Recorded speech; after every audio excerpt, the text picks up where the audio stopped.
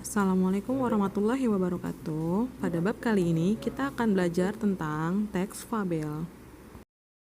Sebelum kita memulai materinya, perhatikan dulu gambar berikut ini. Setelah memperhatikan gambar di slide sebelumnya, sudah terbayang belum ya apa itu teks fabel? Teks fabel adalah teks yang ceritanya diperankan oleh hewan, seolah-olah hewan tersebut memiliki tingkah laku seperti manusia.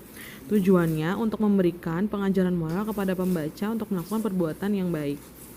Oke, sekarang kita ambil contoh cerita Kancil dan Patani.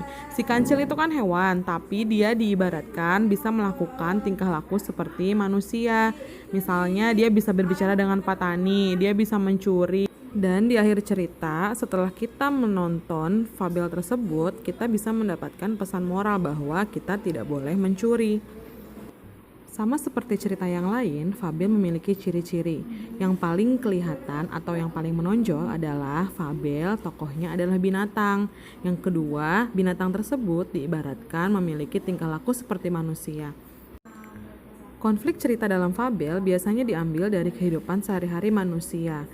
Fabel juga memiliki latar tempat, latar waktu, dan latar suasana. Juga yang paling penting adalah memiliki pesan moral atau amanat. Seperti teks-teks lainnya, teks fabel memiliki strukturnya sendiri. Fabel dimulai dengan orientasi, mengarah ke komplikasi, lalu berlanjut ke resolusi dan koda. Orientasi merupakan bagian awal suatu cerita. Di bagian ini terdapat pengenalan tokoh, latar tempat, dan latar waktu. Setelah pembaca memahami di mana cerita berlangsung dan siapa saja yang terlibat, teks fabel kemudian dilanjutkan dengan komplikasi. Komplikasi adalah konflik atau permasalahan antara satu tokoh dengan tokoh lainnya. Biasanya komplikasi terjadi akibat kepribadian salah satu tokoh. Setelah komplikasi mencapai klimaks atau puncak, barulah masuk ke bagian resolusi. Masalah yang terjadi di komplikasi diselesaikan di sini. Teks fabel kemudian ditutup dengan koda yang menjelaskan perubahan yang terjadi kepada tokoh dan pelajaran apa yang dapat diambil atau dipetik dari cerita tersebut. Nah, sekarang kita perhatikan contohnya ya. Di sini ada cerita berjudul Beruang yang Malang.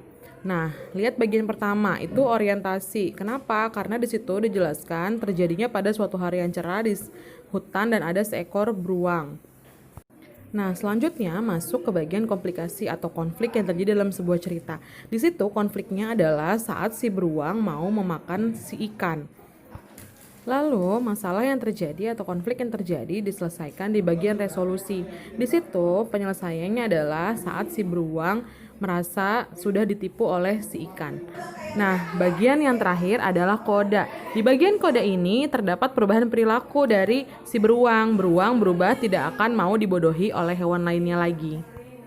Sampai di sini dulu ya pembelajaran hari ini. Semoga bermanfaat. Assalamualaikum warahmatullahi wabarakatuh.